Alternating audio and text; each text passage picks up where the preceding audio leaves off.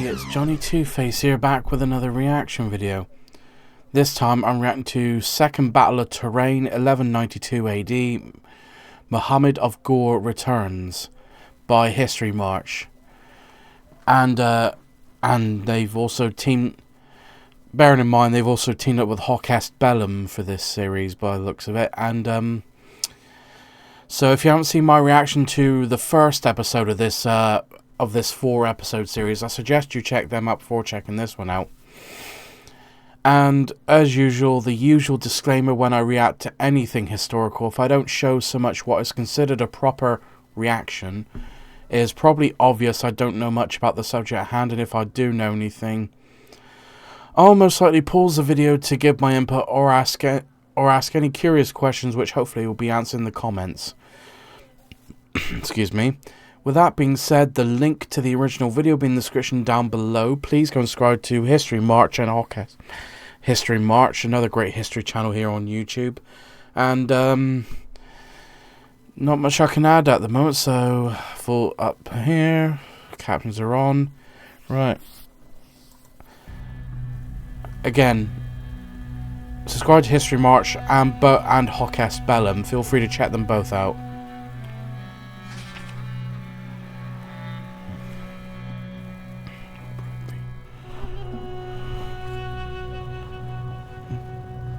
Muhammad of Ghor is being chased by the army of Prithvi Raj Chauhan.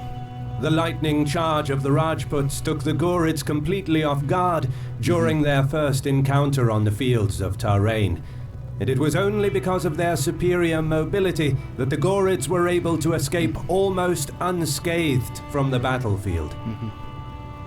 The defeated Sultan was forced to abandon the fort of Bathinda and its defenders to their fate, and retreated back to his realm to lick his wounds. But he would soon return.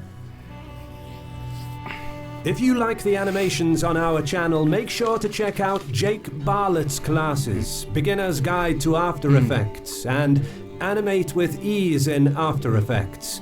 His courses are a comprehensive guide that covers everything you need to know to start creating animation community that will offer. Feel free to check that out if you're interested. A place where you can truly. Feel free to check out Skillshare if you're interested. Victory over the Ghurids, the Rajputs besieged Bathinda. But lacking proper siege equipment, they were forced to adopt an attritional approach and attempted to starve out the defenders. Prithvi Raj did not assume direct command of the siege, but left one of his generals in charge and returned to Ajmer.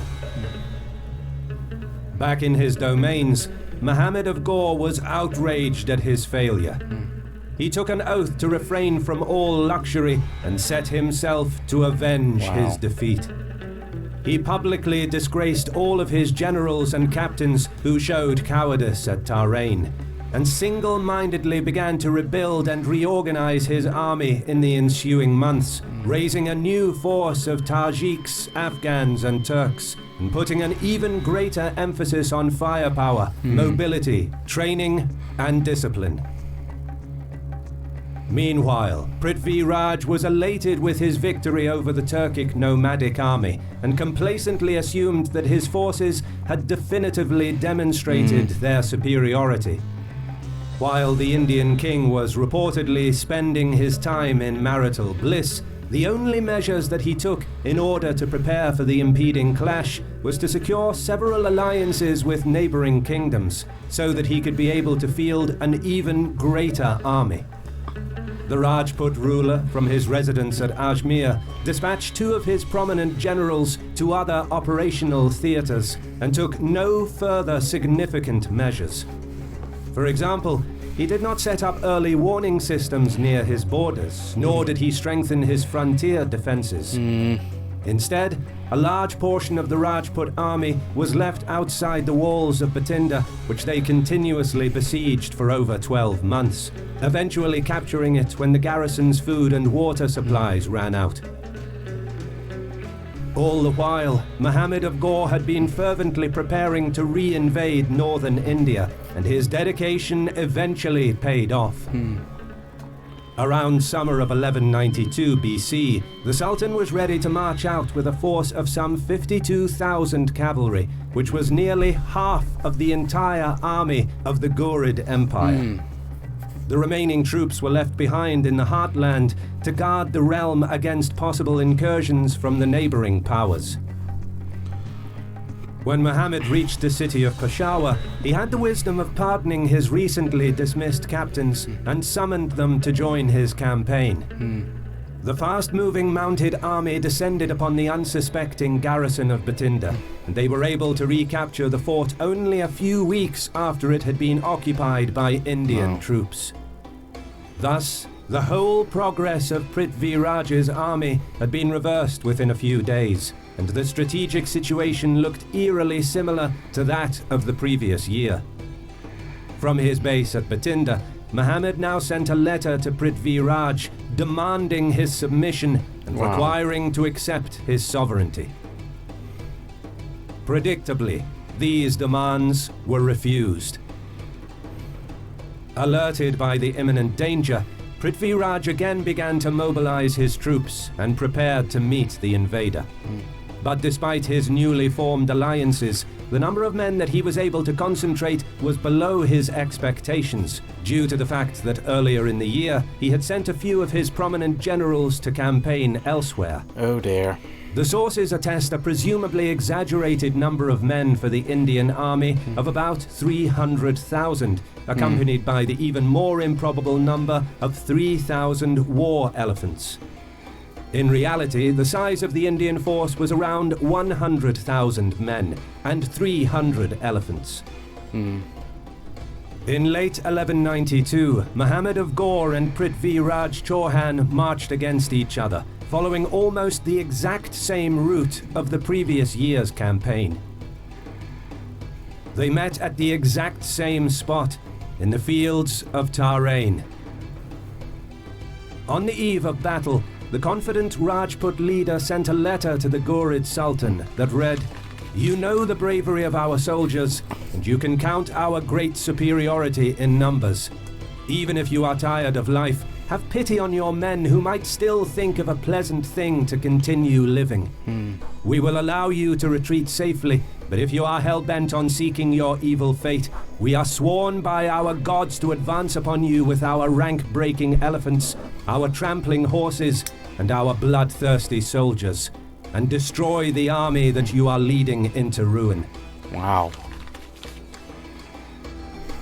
Muhammad of Ghor was not intimidated by this rhetoric, but on the other hand, he was a commander fairly familiar with the concept of war as being a form of deception.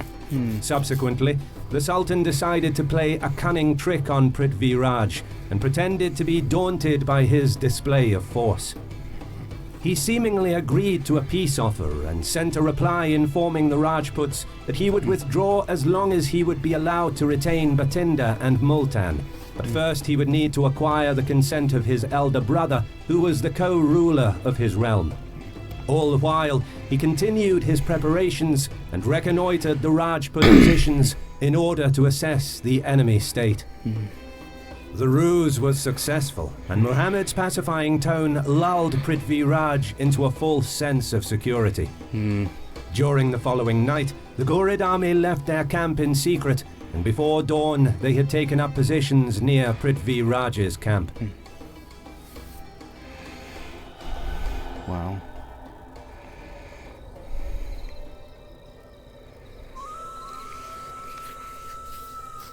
Just before the crack of dawn, while the Rajputs were being totally oblivious to the events that were unfolding around them, the Turkic cavalry attacked. Unaccustomed to such kind of warfare due to their military ethos that forbade night attacks, the Rajputs had few to no sentries posted that could warn the rest of the army. They were literally caught in their sleep. The Ghorid cavalry wreaked havoc and inflicted heavy casualties on the Rajputs, who were still trying to recover from their initial shock. Soon, the Rajput heavy cavalry countercharged, and were able to repulse the Turkic horsemen, but not before the Turks have managed to neutralize a great number of war elephants. The Rajputs spent some time to redress their ranks and recover from the chaos of this first engagement, and soon followed after the Ghorid army, which was already deployed on the plains nearby in battle formation. Muhammad of Ghor had arrayed his army in a specifically designed way that maximized the mobility and swiftness of his cavalry. He divided up his horsemen into 5 divisions.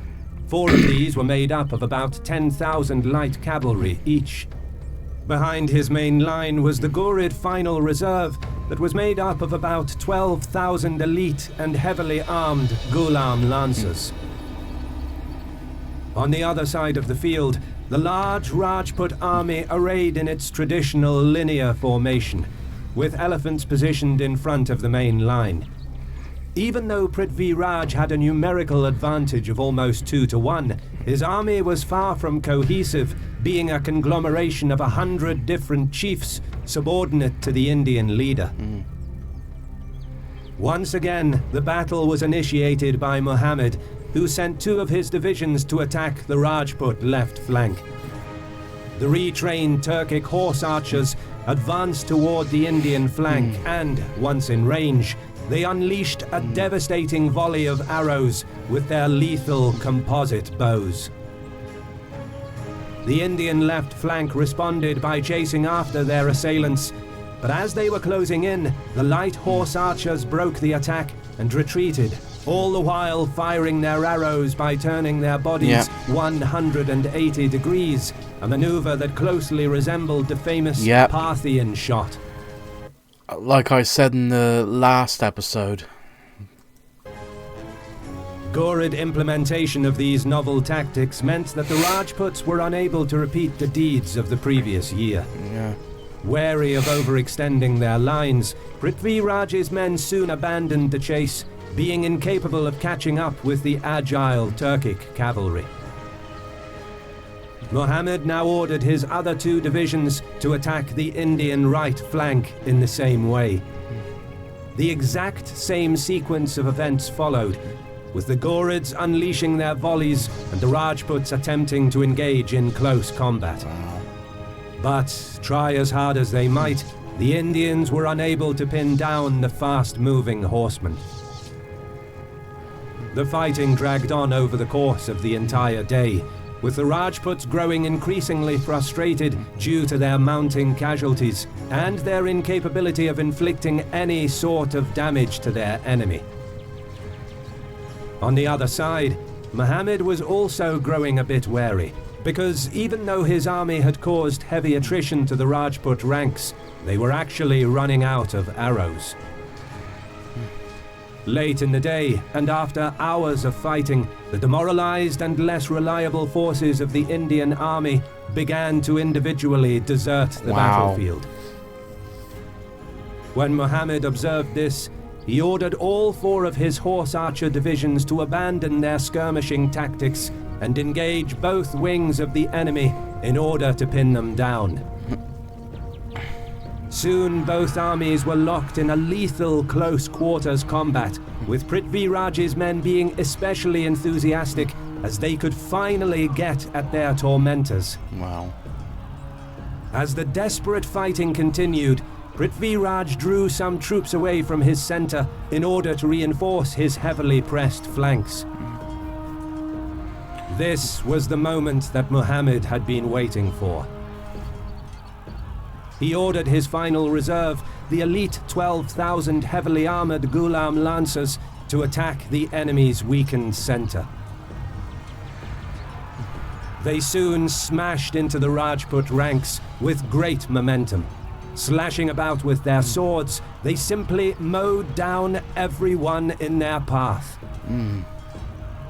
Not long after, the Ghulams punctured through the thinly stretched enemy center and swung around, attacking the heavily engaged Rajput wings from their flanks and rear. Prithvi Raj's battered troops disintegrated in front of the Ghorid onslaught.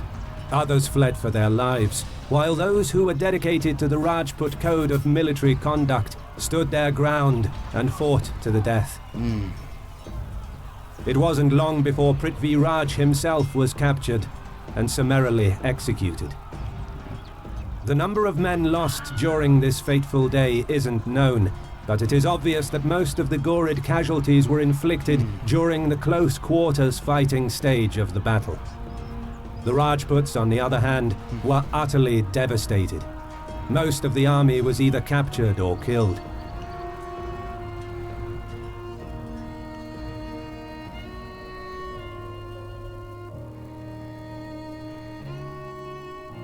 After his victory at the Second Battle of Tarain, Muhammad of Ghor captured Prithvi Raj's entire domain with relative ease. Shortly afterwards came the turn of the Gahadavalas, who stood in the way of the triumphant Ghorids. They also shared the same fate as Prithvi Raj's kingdom, after they were defeated in battle in 1194. The rampaging Ghorid Sultan was eventually able to overrun the entire Gangetic plain in less than a decade, reaching as far as Bengal. The Second Battle of Tarain was a decisive one, because even though the Ghorid Empire was short-lived, its victory over the northern Rajput kingdoms established a permanent Muslim presence and influence in the Indian subcontinent. And, as a consequence of this conquest, an Islamic dynasty would rule from Delhi for almost a century. Wow. Special thanks to our friend Hawk S. Bellum for collaborating with us on this video. He also makes animated battles, so make sure to check out his channel. Credit goes to our awesome patrons who make videos like this one possible. Consider joining them to support our work. You can also support us by subscribing to our channel and clicking the bell button to get notified when our new videos are released. Facts. Okay, that'll do it. This has been another great video by History March, and I will react to the entire 4-part series. So excuse me. And so if you like this reaction, please like, comment, and subscribe, and help me get to 1,000+ subscribers. And I will see you in the next video.